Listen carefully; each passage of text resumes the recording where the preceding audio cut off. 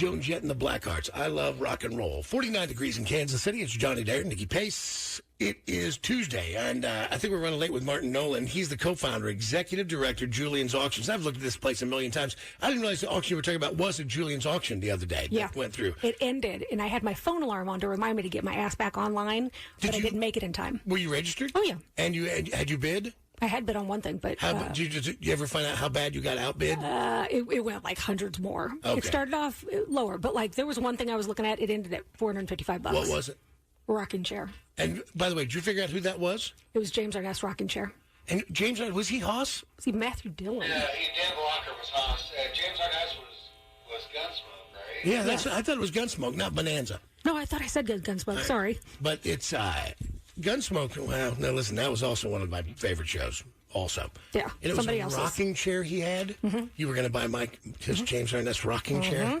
So many messages being sent. So many messages. Well, the bar signs were a little expensive for the bar he's building. What else did you bid on? No, there were just a couple I looked at, but that's it right there. Can you see it? No. Good. Anything else that wants to just go to the ditch? Be nice if you cannot lift up their tiny laptop and show it. There it is. There it is. Okay. I just unplugged it. There it is. That's it. And there were it's got probably hundreds on there of different items. I am looking at a bunch of different stuff. It looks like, as I go through all this stuff, it is some of it's attainable, some of it's absolutely ridiculous. Right. Some of it you got to be a straight up millionaire. Most importantly, I want to find out if you can make a little money on your Taylor Swift autographed, handwritten note on Taylor Swift monogrammed paper, and it is stationary. It was it's not even stationary. It's like cardstock. Like it's full on Taylor Swift cardstock. It is. I got to tell you, I think it's worth a couple $1,000. I have no expectations because I wouldn't know anything to compare it to. I don't know what my most valuable. I have no idea because I have a Slash signed guitar, but it wasn't his. I have a Axl Rose signed one. Right. They do in this auction have Axl Rose a stage used microphone from 1992. Yeah, huge. That's cool. Huge. Yeah. I'm trying to think if there's anything. Nycki Six, he sent when he was in the Heroin Diaries era, and 6 a.m. and Life is Beautiful, hand wrote the lyrics to Life is Beautiful on the back of a Nycki Six acoustic guitar, a 6 a.m. Heroin Diaries guitar. Right. So I do have that. That could probably be worth some money because that's handwritten lyrics. I have the original lyrics from Shinedown Second Chance. That he had that's worth money, yeah. Wes from Puddle of Mud, years and years ago, had written the lyrics for... which for Blurry? It was for Blurry. Yeah, no, I've got those Blurry ones. I've got Jackal Down on Me, handwritten lyrics. So I'm trying to think about what if I was to go, hey man, what's your most valuable piece? My Slash autographed, fully doodled top hat in a glass case is, I think, pretty great. Brian Johnson's actual hat he gave me from the Stiff Upper Lip tour. That's probably the top of my. I'm just trying to think about what would be worth the most. Right. If you were going to sell, none of the stuff would I ever sell.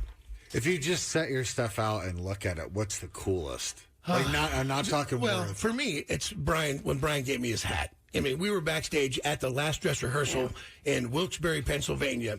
Jesse and A-Hole Bob and I. Nobody was allowed backstage. They'd been there for 6 weeks rehearsing for Black Ice. It was still the original band, and with Brian, obviously not Bon, and he had brought us back, and Bob had gotten the set list from that night, and it was signed, and I was like, man, that's really cool. I was admiring what he had just been handed, and Brian reached into his case from the last tour and pulled out this somewhat smelly, older black hat, and he goes, I don't know if you want this or not, and it literally is from the last tour, and handed me that, and then you melted straight into the puddle. I'd have peed a little. It was pretty strong, so I've still got that at my house. But that meant a lot to me. That's like the night at the DSS, the Christmas party, when you were in on it with Dixon and the John 5 autograph. Well, Motley Crue had come in at DSS and done their rehearsals for the draft that was in Kansas City last year. For the show they did, for the draft. And so while they were there, Dixon had acquired this John 5 signature guitar. Like when I say signature, it didn't come with it. He hadn't signed it yet, but his model. His style, his model. Really cool. Beautiful guitar. One of a kind. The design is spectacular. Yeah. And it maybe have gotten signed and then given to Jake. Yeah. And I saw in this Julian's auction, they have an autographed John 5 guitar from Dope Show from the video, and it's like $4 or $5 grand. Oh, ridiculous, dude! I've got ridiculous. Probably my most valuable. It's Brian, and the one I love the most. It's Brian, and also I have an original Paramount Pictures Fonzie leather jacket. For a short time, they had exact replicas from the show that they were offering the public. So I found one of them in the world, and of course Henry had signed it to me. That's pretty. That's fantastic. And I have an Evel Knievel. I have a couple autographed bobbleheads that I'd gotten done, and an Evel Knievel jumpsuit signed by him. So there's that. Those are also pretty fantastic. Those are amazing. But I'm just kind of going through everything in my head, going, what do I have? And I kind of have to go around my house in my head and go, because it sits around different places. You know what? The stuff that Richard Marcinko, he was commanded the largest special forces in the history of the United States Navy. He was one of the greatest SEALs, if not the single greatest Navy SEAL ever. He was amazing. 20-plus books. He wrote Rogue Warrior. He was a guy who created more ways, more special ops, more uses of special forces that we use today than any other human being. His hatred of authority was legendary.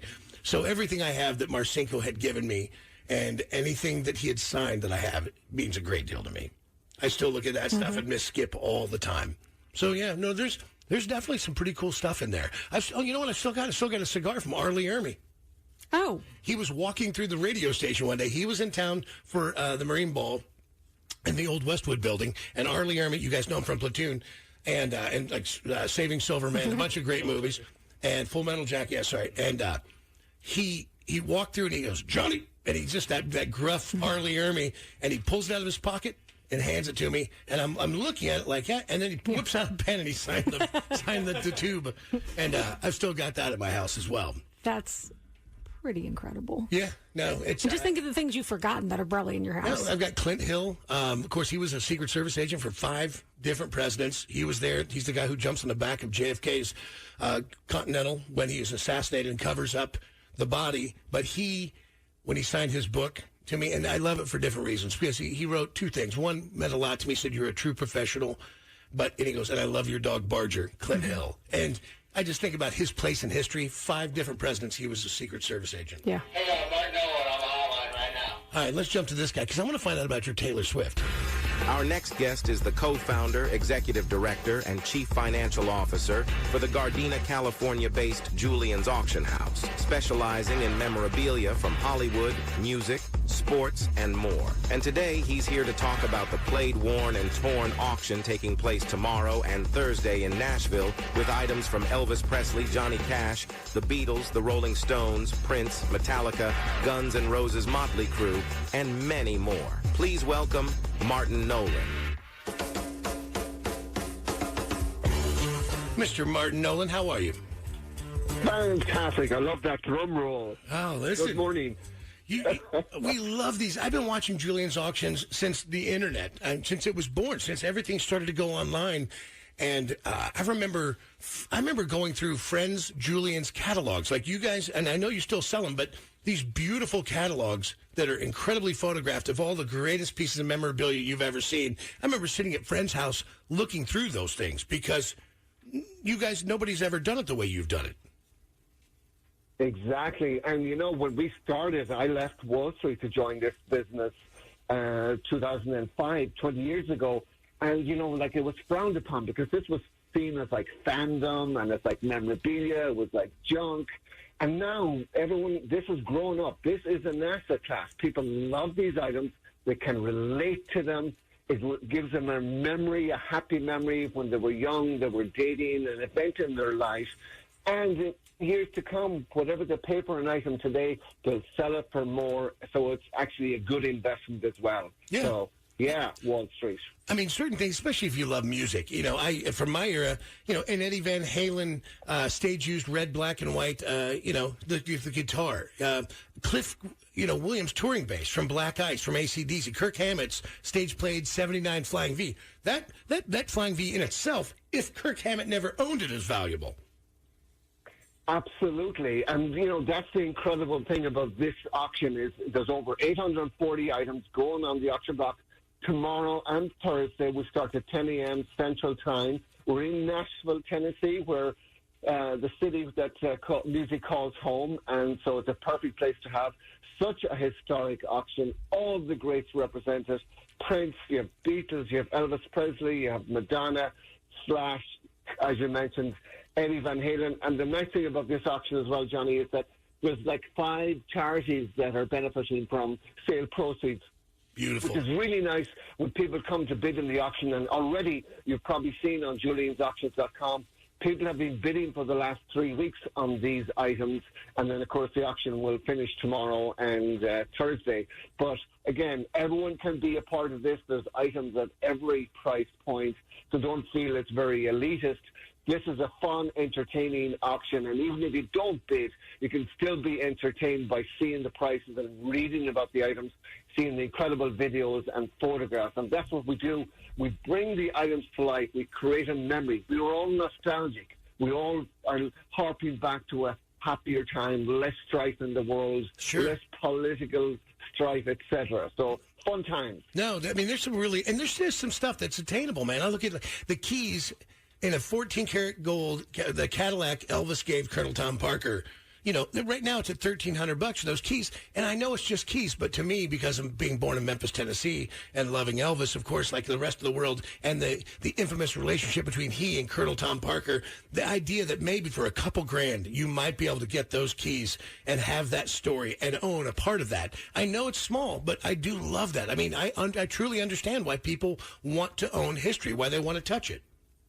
Exactly. So the keys are, you think, oh, God, what are keys? But keys are the tangible conduit to the story. And it really is the story that we're selling.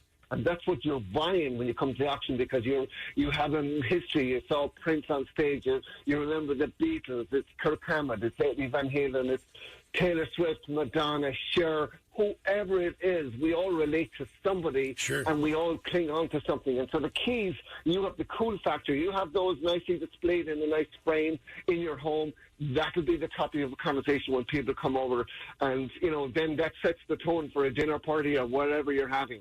Oh, I'm telling you, there's just some stuff in there that I watch and I go, oh, like anything with Johnny Cash, anything. Absolutely. What an American treasure he was. And the iconic black suits and the jackets, it is pure Johnny Cash. The idea that you could own any of that, any of the B.B. King stuff, it is, you know, and it goes on. I'll tell you, the guitar from Rosetta Tharpe, and not everybody's going to know who Rosetta was, but what an important musical figure, and what a badass guitar player. Groundbreaking, incredible lady. And what about Mary Kay's Mary Kay? Yeah. That's another groundbreaking. That's historic. That's just truly incredible to think that is available at auction. Yep.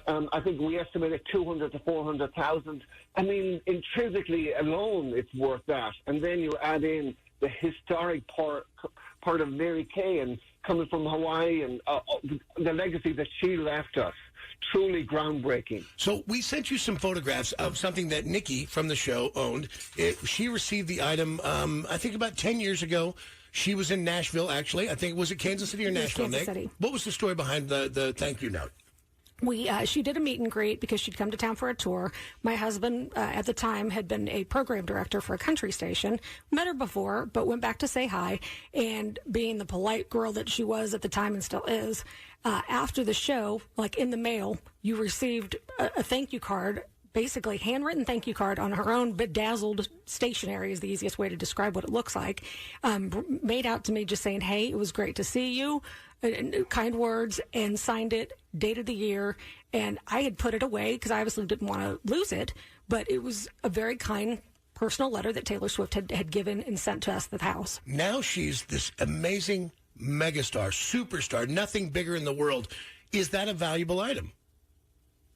Yes. So, well, it's a great story, and so I would give you 2 prizes. First of all, to Nycki, it's priceless, really, because the history there, the connection with her husband, early days for Taylor Swift in her career, and now, as you said, she's a megastar.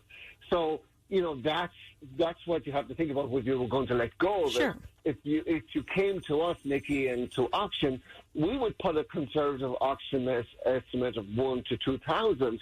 But you know what? Somebody, and it's probably because it's signed to you. If there's another Nycki out there, they might say, "Oh wow, I'd love to have that." And you don't know where it would end up as regards to the auction results. But conservatively, 1 to 2,000. It's a great note in beautiful stationery, as I mentioned. And it just speaks to Taylor Swift how nice and kind and considerate she was then. And she is still the same today, even though she is such a global star and has so many millions and hundreds of millions of fans worldwide. She still keeps that personal touch, and that's what makes her really special and so warm and so well liked. Yeah. Absolutely. Martin is the co-founder, executive director of Julian's Auction. Last question: what do you have? What's your favorite piece you personally own, Martin? Well, I will tell you, I get to live with these, travel with them, tour them, talk about them, and I am very happy when the gavel goes down and these treasures, because I'm the caretaker while they are in my hands, they go to new homes, new museums, investors, fans worldwide. So I collect the story. That's what I love. I typically don't collect any of the items because when I see the reaction from fans and collectors and all clamoring to own these items, I don't want to cling on to anything. I'm happy to let them go. I'll have a new round of stuff coming in for our next music auction in May. So that's where I am with these items. I'm happy to have them, talk about them, be the caretaker, and then transfer them safely to their new owners. Beautiful. Anytime, Martin. Always appreciate you, man. Good luck with it. It happens Wednesday, Thursday this week, juliansauctions.com. Jump on there, get registered, make a bid. You never know what you can get. It is really super cool, man. Thank you, brother. My pleasure. Have a fantastic day, and thanks to you, Nycki, as well. Thank you. See, smart dealer never touches his own stash. I, on the other hand, would just simply keep investing and buying more junk. But I'm with him because there's always somebody out there that's just itching to get their hands on something and have that item. No, there's things I just look at and I go, man, I forgot how much I love this. Like, again, you've got the Evil Knievel stuff will always mean a great deal to me, but on a personal level, because I was hanging out with Evil at the time. You look at Henry Winkler, and I think the plate he signed me when he came in for breakfast the first day we met face to face. Yeah. He came in this whole time. Buddy, what is your problem? That's the best look ever. He's like, what? Like a little kid. His ears go flat. He goes or he makes noise. And he goes, "Arr!" And I go, "Oh, what's up?" And he goes, The best part is while you were, I was talking, then you were talking, then while you were talking, he was moaning right here, and I just put my finger up like, hey, shh, we're going to be quiet right now. He looked at me like, hey, we're friends. You don't tell me to shush. Look at him. You just want to make noise all the time. You don't even need anything. Good. What a dog. But the Henry Winkler stuff means a great deal to me. I don't believe you could do anything with the Henry. I think you've always want to keep that. I can't. I don't think I'd sell anything. There's honestly nothing I would sell. I think about everything that I have, and I go, man, I'd have to be destitute to start selling stuff. Well, when he said he was going to give 2 prices on the Taylor Swift stuff, and the first one was for Nycki because it's priceless. That's how I feel about all. Most of the stuff I have is. And I love the idea of 2,000, but it's not enough. I don't think it's enough to part with that, Nick. No. But I don't want to keep it from somebody else. If you'd have told it for 5, I think you'd consider selling it. Sure, absolutely. Yeah, the most for 2, I wouldn't do it. It's a good number, but if you're not really right, like you'd almost have to have a limit to where somebody has to at least hit this mark to sell it. Otherwise, well, as a reserve. Yeah. But because I know that you don't see it the way others do, but I appreciate it. You're never going to meet another person with that. No. And I do realize how special it is, and I know how special that would be to someone else, and it's not lost on me at all. And I truly believe somebody else would have that and think the world of it, just to know it came from her. Like Brian's hat from AC/DC, when he gave that to me, that's why I could never sell it. He gave that to me. That's kind of how I see it with you. Like, if it's something you came upon, just a collectible, then I'm like, oh, yeah, no, I could sell something like that. I feel I could sell this and probably a couple other items in our house that I'm not going to ask permission for. I've got some weird stuff that I don't think anybody else would ever want. But you remember Duff McKagan from Guns N' Roses came in the studio with a band called Loaded, and we ended up being decent friends and texting each other and staying in touch. But when he was here, I'd showed him a Use Your Illusion numbered limited edition CD that had come out. It had a leather fold into it, and it was really cool. It was given to me by the late Doug Sorensen. I was going to have him sign it. And as I brought it out, he goes, "Oh, my God." He goes, I used to have one of those. And there's only like 250 ever. Yeah. And before I could stop myself, he told me his dog ate it. And I go, "Here." And it happened before I could stop myself. Yeah. But I get why. And then because, right? Like, he should have one. Yeah, it's yours. And then I go, "Listen, I want you to have that. But here's how I collect things." I go, "Just something interesting. It doesn't have to be anything of any value. Something interesting. Send it back to me." And he goes, "I absolutely will." Month goes by, nothing happens. 2 months goes by, I'm getting my balls busted. 6 months goes by. Every time Guns N' Roses plays, somebody in the studio is kicking me in the dick over Right. it. It's become a running joke on the show at this point. His wife was coming by, and Jake, of all people, mentioned it to her. Yeah, I mentioned it to her. I sent her an email first when I knew she was coming through, and I was like, "Hey, this is what happened." Because I know from years of dealing with me and my wife, I'm like, sometimes you forget, sometimes you move on. The wife is usually the one that's like, "Hey." And I never would have said a word. Like, it is what it is. I took my chances. It's what happened. Right. He ends up, I get a package in the mail, and it's an interesting thing. So there was a guy named Cantner, and his family owned Cantner's Deli. That's where Guns N' Roses first got together and met. That's also where they signed their first record deal. It's in Hollywood. The son was a photographer. He shot all the original Guns N' Roses photography, and he put out a photography book by Cantner. Wow. He inscribed the book to Duff. "Thank you for all the memories, da-da-da, Mark Cantner." Duff reinscribed it on the front. "Johnny, I'm a giant." "I'm a dick." I think it says, "I'm a dick. I'm sorry, Duff McKagan." And I have to go back and look and say, I think it says, "I'm a dick" on the front. And did he even know that you have an interest in photography on top of that? No, he didn't know. Even better. And so it was really fantastic that's one of my sacred things. But I was back to the first time I met Henry. We had breakfast together. There was a breakfast plate in here, and he whips out a Sharpie, and on the plate, he wipes the plate, and he just wrote, "Johnny, you are powerful, Henry Winkler." And it was 2001, 2003. I'll have to go back and look, but I still, that isn't a very safe place because it was personal. You know? Right. There's those things that you go, the Clint Hill, he was, again, he was a Secret Service agent for 5 different presidents, not to mention his piece in the Zapruder film. He's in the center of history. Yes. I mean, he's in the center of history. And the fact that he liked us means, like, more than anybody will ever know. Yeah. I mean, he came back, and he remembered our names, and he knew everybody on the show, and that guy was beyond important in this world. Like, it's a whole nother thing. Yeah. So, there's a handful of things that you go, man, I can't believe this. And I've got some weird stuff I collected over the years. Like, remember the voice of Roger Rabbit, Charles Fleischman? Oh, Charles Fleischer. Yeah. And he was the guy who went, "Please, like all that." He also was a great comedian. He was also Killer Carvelli on the Sweat Hogs. Welcome Back, Connor. And he also did incredible art. Now he still does it, by the way. He followed through and became amazing. But one of his early pieces, he just brought it and gave to me. I have that at my house. Wow. Or if a comedian comes in and we'll have notes and we'll have them sign it and they'll doodle stuff. Or doodle or write down stuff they're going to talk about. Yeah, I've saved a bunch of those, and Jake's got some as well. Yeah.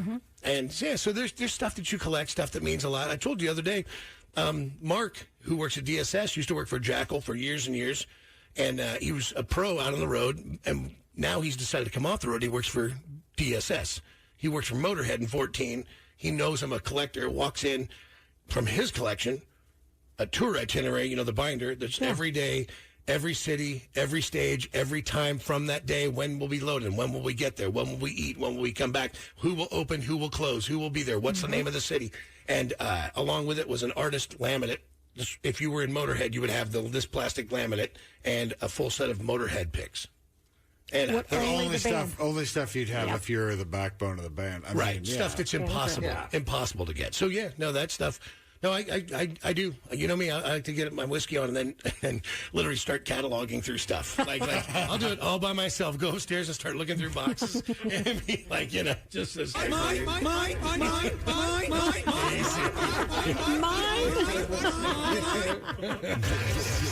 It's the Johnny Dare Morning Show The Johnny Dare Morning Show. on 98.9 The Rock.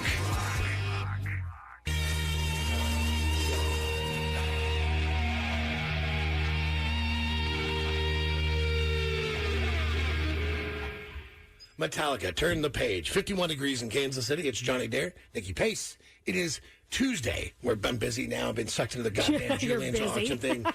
I've been sucked into this Julian's auction thing. Greg and I are going back and forth. There's a Rick James Stone City band, backup band jacket, satin jacket that's ridiculously good. Not for either of us to wear. Ozzy's bat. It's a coat made by a famous designer, but it was with the bat wings on the back. That's pretty cool. Oh no, there's some really cool stuff. All of which I won't be purchasing because I do not possess the wherewithal. But You ain't scratch or rich yet. no. There's some pretty great like Prince Love Sexy handwritten track list on his PRN. Prince Rogers Nelson, I believe, that's it for PRN. Like some really cool original stuff from Prince it's pretty rare. Stage played parade tour in America video, Sadowski Telecaster. That's already at $200,000 for Prince. Ooh. Yeah. No, it's all over the place. But there's some very cool Rick James stuff that's somewhat affordable. Handwritten working lyrics for the song Below the Funk, Past the J. That's $1,000 though. But I mean, anything Rick James Tour 79. It's a tour shirt, and it's clearly the letters you used to buy, the fuzzy ones, and it's just Like iron-ons? Rick James Tour 79. It's red shirt with black fuzzy letters on it. Yeah, so there's definitely some cool stuff in there, man. That I need to switch over here. Again, I need more money, as we all do. Gotta get off the Gunsmoke already closed up shop auction. But they were reminding me that some of the other stuff I've got, like that I already have. When Daryl McDaniels from Run DMC gave me his shell top Adidas sign, it's pretty amazing stuff. Yep. There's some really. I have a Tommy Chong Bong. Remember, Tommy went to jail for selling Chong Bongs, and one of the original ones I have signed by him. Yep. So there's. Man, I forget about some cool stuff. You just reminded me, the one that's too close to my heart that I would never get rid of is Daryl signing my tickets. It said, "Suck it, Connie," the tickets I never got to use as a kid to go see Run DMC and Beastie Boys. Joe Guzik, who's now who's gone on to do incredible things, but at one time he was the president of Sony Records. He's a wonderful guy. We Chuck and I ran into him in England, and he was on a 2-day tear. Oh. But he had sent me, when we opened the bar in Westport, 2 microphones that had been given to him from Joe Perry and Steven Tyler for Honkin' on Bobo. Oh, wow. And there's a letter that comes with it, still taped to the back of it. It's at my house hanging on the wall. And it says, "These were given to me by Steve and Joe, and now they're yours." Joe Guzik. Wow. Yeah, so That's impressive. See, that's the kind of stuff you have that I know you forget you have stuff. No, I don't forget about it. It takes me a second. I have to go back and think about it because it's years of decades of collecting. Not to mention, I'm the only one who wants to tour it and look at it all. I wouldn't say that. A handful of people have been forced into it during a good drunken whiskey. And I'd be like, "Let me show you a few things." This is when Florence Henderson sent me an 8x10 to set lay off the exit. You sound like Cloris Leachman in God knows what movie. You had just Swear to look God. at this. This is what I got right here. This is my Rob Zombie mask from 1997. Yeah, no, I've got boxes of that stuff where you go. And I know you don't forget it. It's just one of those things. You've got so much. You have to jog your own memory to go, of course I have that. Of course I have that. I had Lane Staley's All Access Pass from the very first tour. When they came in, they were opening for Extreme at the Lone Star. They'd come in and hung out with us. And at Z-Rock, where Greg and I worked, and they were super great, young, on fire, couldn't be nicer dudes, Jerry Cantrell, Lane and everybody, and Mike Starr was still in the band. And we didn't have a camera to take pictures of us with others. Yeah. You had to have a digital camera or for film camera. We didn't have either. So we would ask huge stars to put their face in the copier. I have a Henry Rollins one where his eyes are wide open, and I have Jerry Cantrell's. You can see his father's, that song Rooster. He wears his dad's dog tags. Clearly, you can see they're laying flat and you can read them. See? I mean, some cool stuff. But that night, I'd gone to the show, and they were like, "Come over here." And I go, they got security. And even in that little bar, they were still keeping people away. And he goes, "Here." And he handed it, not even thinking. And I never thought of it again. His laminate said, "All access, so F off." And I was going through a box probably 10 years ago, and I pulled it out, and I was like, "Oh, my God, I have Lady Staley's laminate he gave me." like crazy. And a great one, too. Yeah, yeah, man. I mean, Alexis OF. but I think about how nice and how sweet and how really kind and good those guys were. I mean, Lane really was. It was a terrible shame that he went out the way he did, man. But what a incredibly cool. Greg, you remember that day, man? Meeting all those guys? Absolutely. They were just brand new. I mean, and you're right. Like, Lane was an angelic kind of guy. he really was, man. I mean, he was just really kind, and you could tell that, like, it was eventually going to beat him up. I remember meeting him and Jerry Cantrell and Mike Starr was still in the band, Yep. and it was a fun day. I remember the guys in Nirvana calling the show. We had Kirst Novoselic's home phone number for a long time. Yeah. We'd call him and just listen, like talk to people for no reason, man. Yeah, no, super weird. We used to have to, because no one would bring the bands to us, so we would have to go pick them up. Oh, Henry Rollins. You went and picked Henry up at the Very first Lollapalooza. was it the Days Inn? No, the America Inn. The American Inn. Right off like 78th and I-70. Yeah. And it was right near Sandstone, and he was dandy. opening Lollapalooza, the very first Lollapalooza, and I had my 1989 Hyundai Excel. And I even made an excuse to go by the Mission Mall because the girl I was dating at the time was working there. And I said I had to go in, and he came in with me just so she could see that I was with him. True story. God bless him going in with you to the mall. And I have I can tell you it's 1991 because I had a little Texas Hotel obscure record label, an album called Lifetime that Rollins Band did. Most people have never seen it.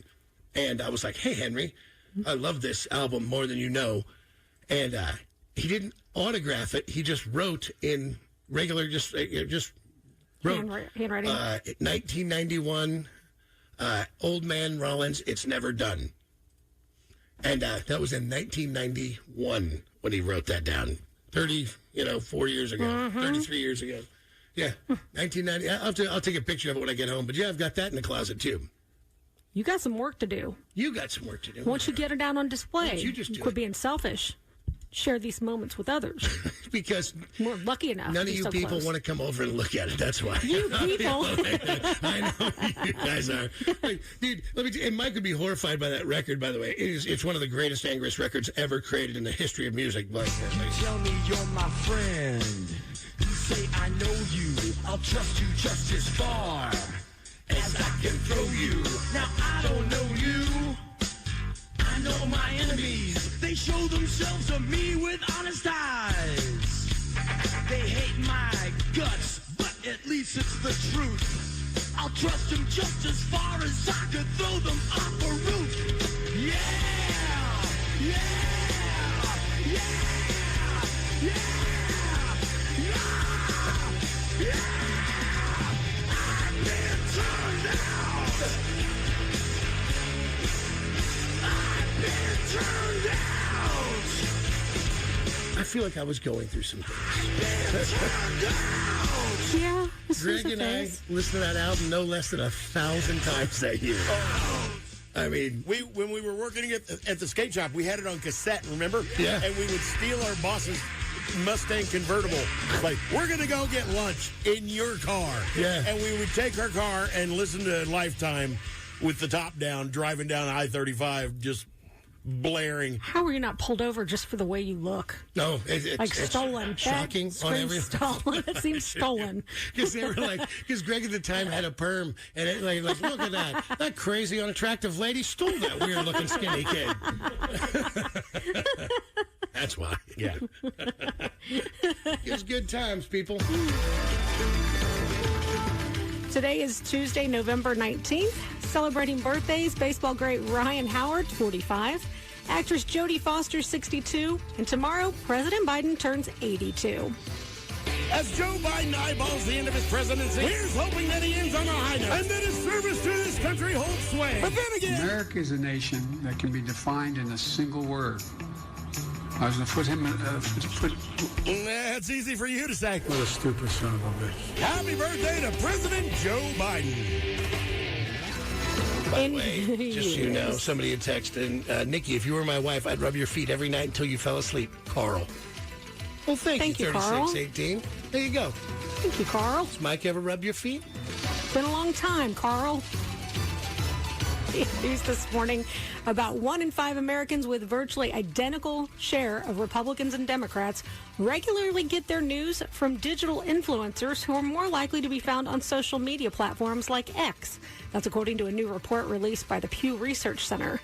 Findings drawn from a survey of U.S. adults, analysis of social media posts this summer by influencers provided an indication of how Americans consume the news during the height of the U.S. presidential campaign.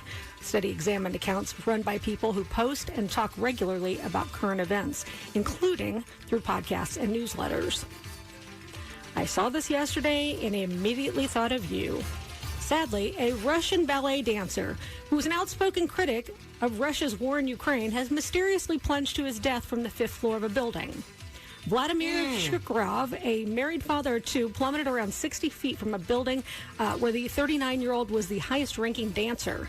Russian authorities initially labeled the fall an accident, blaming the painkillers he was taking before complex spinal surgery. However, he joins numerous other critics of Russian President Vladimir Putin who have met untimely ends, including others who have fallen from buildings. Yeah.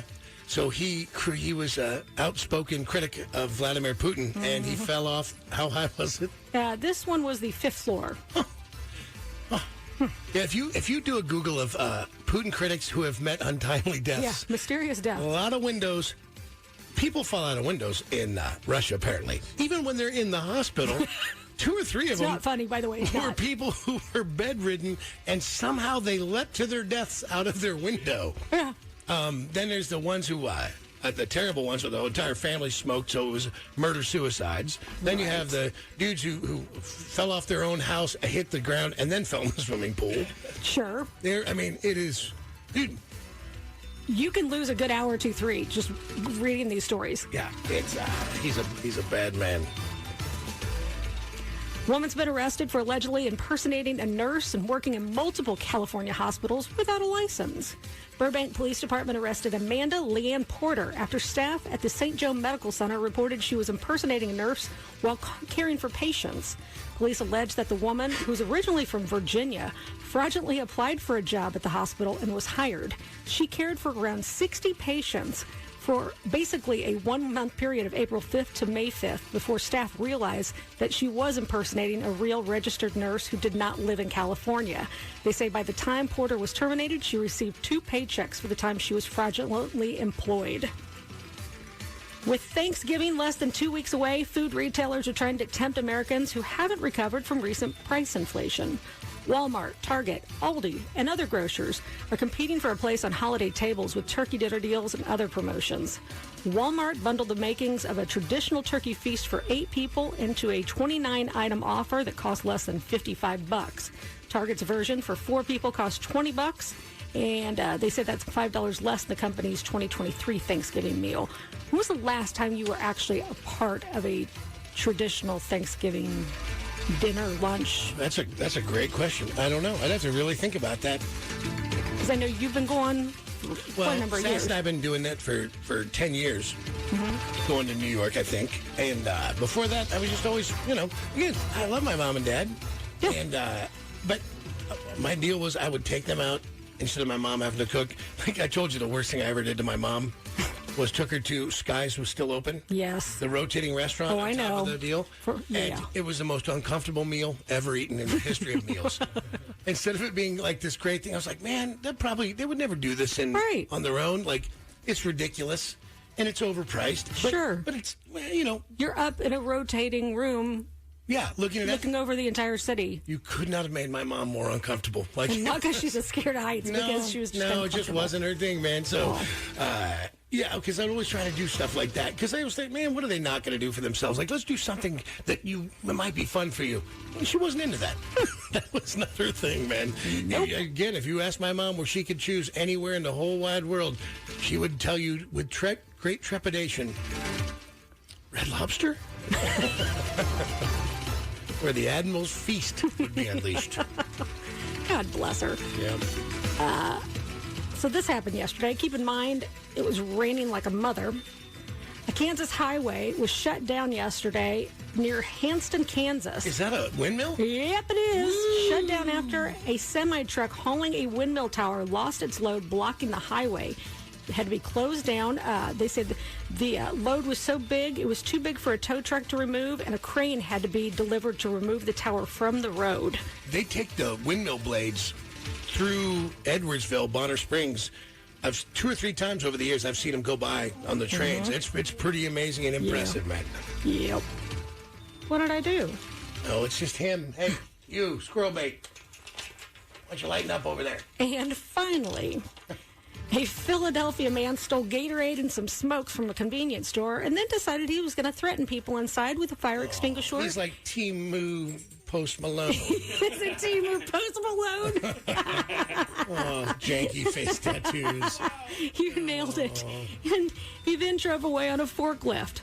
Woman claims the man was doing donuts, lost control, slammed the forklift into her Ford Explorer before driving off. Police were called to a local Spring Hill Suites hotel for another crash involving the forklift. Hotel shuttle bus had been rammed, which caused major damage. Man was eventually caught, though, and now faces a long list of charges. Yep. I'm Nycki Pace for the Johnny Dare Morning Show on 98.9 The Rock. Have I showed you my bootleg VHS copy from the original bootlegs of the Tommy Lee, Pam Anderson video? I've not seen it, but I've heard. Signed by Tommy Lee. I would think that's worth something. Yeah, no, I don't think he signed a lot of those over the years. No. A lot of people were stupid enough. Sure, I was going to say brave. But his God's moment is he had left Motley Crue. He had come on, and Tommy Lee, of course, had a great solo career. He'd done some really cool songs, so he was playing a rock fest for us. So he'd come in, and he was hanging out in the studio. We had a great talk about so many things. Right. And at the end, I was just like, hey, man. But to my defense, yeah, the girl was beautiful. He had a humongous penis. Why would you be freaked out about this? They were a great-looking couple, yes. Right? You know, now I've seen it, the mini-series about it and how it wrecked their life. To a point, there was a moment I literally was thinking, man, I wonder if I should just give this to him. And be like, hey, man, just so it doesn't even exist anymore here. Yeah. And then I thought, no. That's not the only copy.